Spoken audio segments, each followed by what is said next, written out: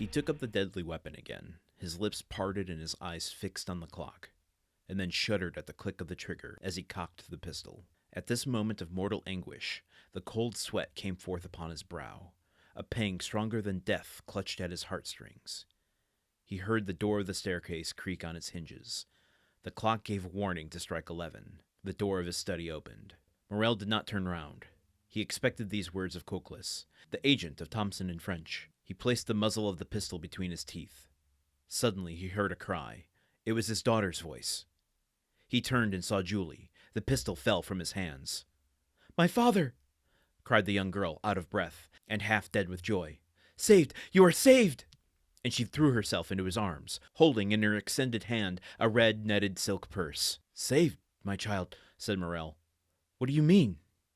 "Yes, saved, saved, see, said the young girl. Morrel took the purse, and started as he did so, for a vague remembrance reminded him that it once belonged to himself. At one end was a receipted bill for the 287,000 francs, and at the other was a diamond as large as a hazelnut.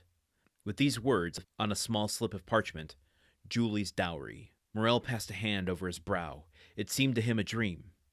At this moment the clock struck 11. He felt as if each stroke of the hammer fell upon his heart. "Explain, my child," he said. "Explain, where did you find this purse?" "In a house in the Allée de Meilhan, number 15, on the corner of a mantelpiece in a small room on the 5th floor." "But," cried Morrel, "this purse is not yours."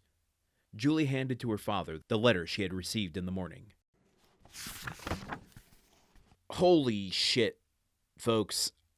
I'm hoping the passage that I read today flowed smoothly. I think for how emotionally wrapped up I'm in this, I had a self-defense mechanism where I literally could not get a sentence out.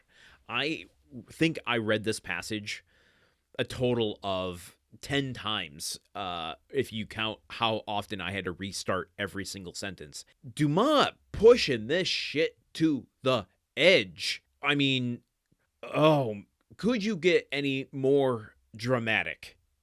I mean, I'm not sure exactly, and now that we're out of it, I don't want to go back to the place of trying to put myself where Morrel was mentally. But, like, was he not expecting to have a conversation with Dante when he arrived at 11 o'clock?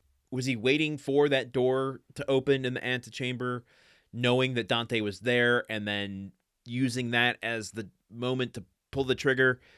So that Dante, again, Morrel not knowing it's Dante, bears witness to Morrel's last act without actually having to see it, and knowing that Morrel, like, okay, I don't, you know what? It doesn't even matter, folks. It doesn't even matter. We're saved. We don't have to go back there. We don't have to go back there. Morrel is saved.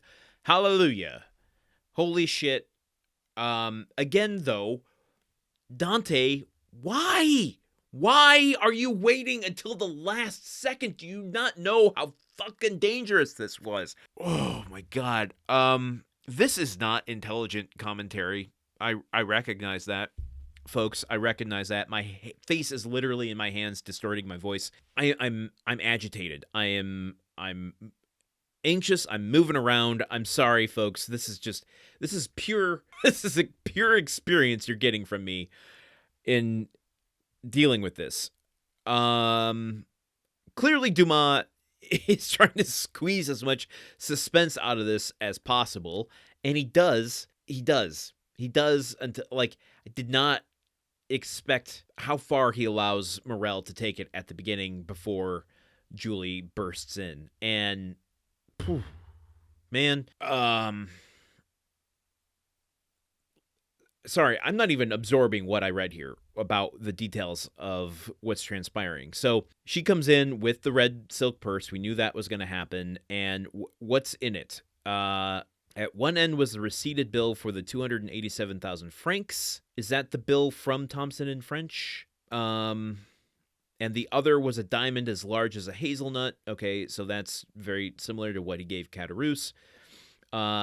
With these words on a small slip of parchment, Julie's dowry.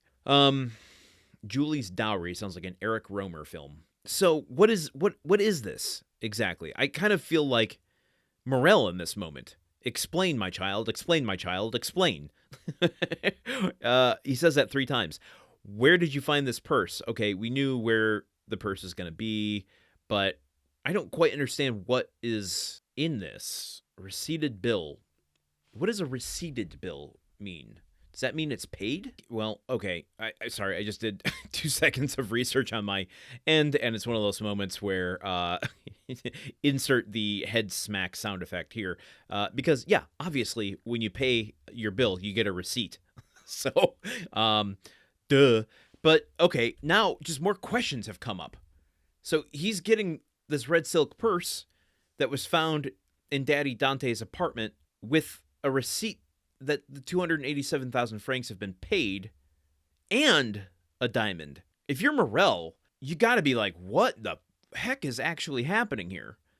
Who paid the bill? Where does this diamond come from? Why was it in the apartment of Daddy Dante? Okay, I'm flummoxed by this turn of events. We got 2 episodes left. Let's just barrel through, shall we? Let's just get through and see what the shit is going on, because I am all over the place right now. So for your sake and mine, let's just continue and see what happens. Until tomorrow, okay, goodbye. The Countdown of Monte Cristo is part of the Gruntwork Podcast Network. This show is produced, edited, and hosted by Landon Solano. The original text of The Count of Monte Cristo by Alexander Dumas. Theme song by Magic Solo. If you want to support the show and others like it, visit patreon.com/gruntworkpod. Thank you for listening. See you tomorrow.